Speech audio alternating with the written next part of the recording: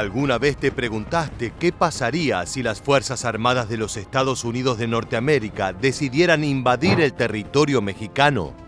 Imagina que el problema del narcotráfico se convirtiera en un peligro tan grande para los estadounidenses que se vieran obligados a intervenir militarmente en el territorio de su vecino del sur. En este caso plantearemos dos posibles hipótesis. En primer lugar, ¿qué sucedería si la US Army atacara a las Fuerzas Armadas de México? Pero además, ¿qué ocurriría si en un claro gesto de desesperación, el ejército mexicano se uniera a la enorme fuerza del narcotráfico para combatir juntos a los invasores? Esto puede sonar imposible y, sin embargo, aunque no lo creas, existen precedentes de criminales y fuerzas del orden uniéndose para combatir contra ejércitos más poderosos. En este nuevo episodio de Militarmente, analizaremos cómo sería un intento de invasión al territorio federal de México por parte del impresionante ejército de los Estados Unidos.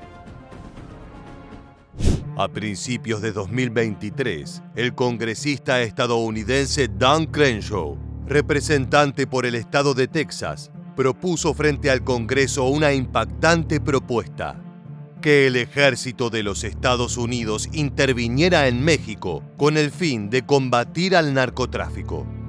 El origen de esta idea está directamente relacionado a una ola de consumo de fentanilo, un opioide sintético, cuyo efecto es de hasta 50 veces más fuerte que el de la heroína y 100 veces más fuerte que el de la morfina. Lo siniestro del aumento en el consumo de esta droga es que se trata de un narcótico extremadamente peligroso y que ya ha causado más de 100.000 muertes entre consumidores norteamericanos. Los carteles aterrorizan, asesinan al pueblo mexicano y trafican fentanilo a los Estados Unidos y matan más de 70.000 personas por año. Entonces, debemos ser juntos en esta lucha, en esta guerra contra los carteles, pero él quiere defender a los carteles. No entiendo por qué. No entiendo por qué quiere defender a sus amiguitos narquitos. Y mi mensaje para él es: dilen que se calmen, o nosotros, los Estados Unidos, pues los vamos a calmar. Dan Crenshaw culpa directamente y no sin razón a los cárteles mexicanos por el tráfico de fentanilo, especialmente en el estado de Texas, donde llega a través de la frontera. Pero las tensiones bilaterales escalaron debido a que, junto a sus compañeros congresistas, este diputado aseguró que la culpa también reside en el gobierno de México, que no tomaría las medidas suficientes para combatir al narcotráfico, y es por ello que pidió facultades extraordinarias para lanzar una operación militar que pacifique el territorio dominado por los cárteles. Por supuesto, el gobierno mexicano no tomó esta noticia de manera feliz y el presidente Andrés Manuel López Obrador respondió a las provocaciones de Crenshaw. Nosotros no vamos a permitir que intervenga ningún gobierno extranjero y mucho menos que intervengan fuerzas armadas de un gobierno extranjero en nuestro territorio. Por el momento, la propuesta no fue aceptada y los demócratas creen que una actitud como esta podría destruir la relación entre Estados Unidos y México, por lo que es poco probable que suceda. No obstante, todo este panorama político nos permite generar un ejercicio de imaginación. Si Estados Unidos atacara con sus fuerzas militares a México, ¿los cárteles se unirían a las Fuerzas Armadas para combatirlos? Si bien esto parece una idea muy loca, existen precedentes de cooperación entre organizaciones criminales y gobiernos, especialmente en tiempos de guerra. Uno de los casos más famosos se dio en la Segunda Guerra Mundial, cuando los aliados trabajaron junto a la mafia siciliana para quitarle poder a Mussolini en el sur de Italia. En ese momento, el gobierno estadounidense pactó con Lucky Luciano, líder de la poderosa familia genovese, un acuerdo de mutua colaboración. Luciano ayudó a traficar información y a organizar a las milicias en Sicilia y la región napolitana. Y una vez liberadas las áreas, los aliados entregaron las alcaldías a miembros de la mafia. En este caso, si Estados Unidos decidiera unilateralmente atravesar la frontera del sur e ingresar a México con sus fuerzas armadas, ¿No sería increíble pensar que las guerrillas del narcotráfico podrían combatir a los extranjeros junto al ejército fiel?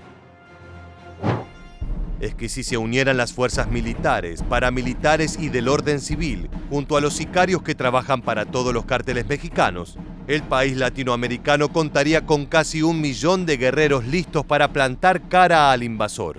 Revisemos estos números en detalle. El ejército mexicano tiene poco más de 240.000 soldados listos para el combate, además de 80.000 efectivos en la Armada y otros 30.000 en la Fuerza Aérea Mexicana. A esto podríamos sumarle la recientemente creada Guardia Nacional, que está armada de manera similar que el ejército o los grupos de élite de la policía, con más de 50.000 elementos que fueron derivados de la policía, el ejército o la marina. Finalmente, podríamos sumar unos 40.000 efectivos policiales de distintas categorías. Esto nos daría un total de casi 450.000 hombres armados y listos para la batalla, lo cual no llega a ser ni la mitad que la fuerza bruta de la que dispone el ejército de los Estados Unidos, que cuenta con más de 1.250.000 elementos preparados, incluyendo guardias nacionales y reservistas, y sin contar a la Marina ni la Fuerza Aérea. No obstante, esto cambiaría si consideramos la posibilidad de que los cárteles decidieran participar en una guerra abierta, desesperados por mantener la presencia territorial, además de sus vínculos con la política y las instituciones judiciales que le permiten conservar sus negocios funcionando. Actualmente hay unos 120 cárteles en actividad en México, siendo 12 de ellos grandes organizaciones que nuclean a miles de personas. Tan solo organizaciones como el Cártel de Jalisco Nueva Generación o el Cártel de Sinaloa pueden llegar a contar con 50.000 hombres armados en todo el territorio federal, dispuestos a dar su vida por el negocio. Se cree que las guerrillas del narcotráfico superan el 500.000 de combatientes, los cuales, sumados a las fuerzas del orden, darían 1 millón, incluso más, de soldados para defender el territorio mexicano. Y lo curioso es que los cárteles no tienen mucho que envidiarle ni al ejército de México ni al de Estados Unidos en cuanto a armamento. El arma más utilizada por las guerrillas criminales es el AK-47, el típico fusil Kalashnikov que forma parte del arsenal de la mayoría de países en vías de desarrollo o de grandes potencias como la Federación Rusa, si bien estos cuentan con modelos modernizados. Pero los cárteles también utilizan armas de origen estadounidense, como las últimas versiones del AR-15 o el M-16, fusiles de asalto que cuentan con accesorios como lanzagranadas, miras tácticas o cargadores extendidos con gran capacidad de munición. Por su parte, el ejército mexicano utiliza el FX-05 Yucoatl, que viene en versión de rifle de asalto, subfusil con disparo de ráfagas y fusil francotirador. Otro preferido de los cárteles es el fusil de francotirador antiblindados Barrett M82, del cual se han visto decenas en manos de sicarios. Las camionetas blindadas, normalmente robadas a civiles y turistas y modificadas más tarde en talleres clandestinos, suelen contar con ametralladoras Browning alimentadas por cinta que pueden disparar 550 proyectiles por minuto con un rango de 1.800 metros.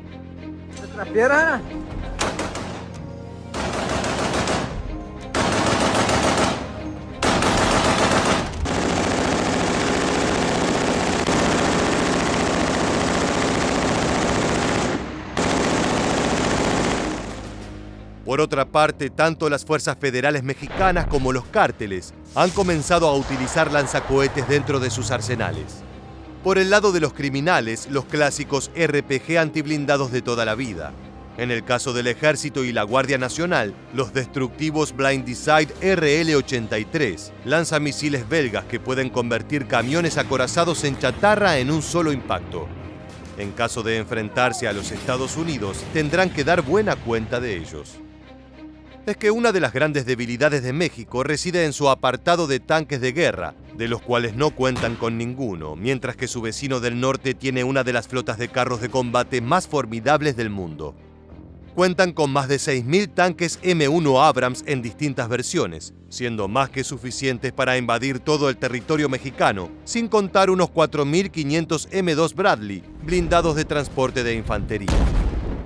Esta diferencia se debe en parte a que el terreno mexicano es muy variado y se hace difícil de transitar para los blindados con ruedas de tipo oruga, por lo que el transporte preferido de los locales son los camiones acorazados.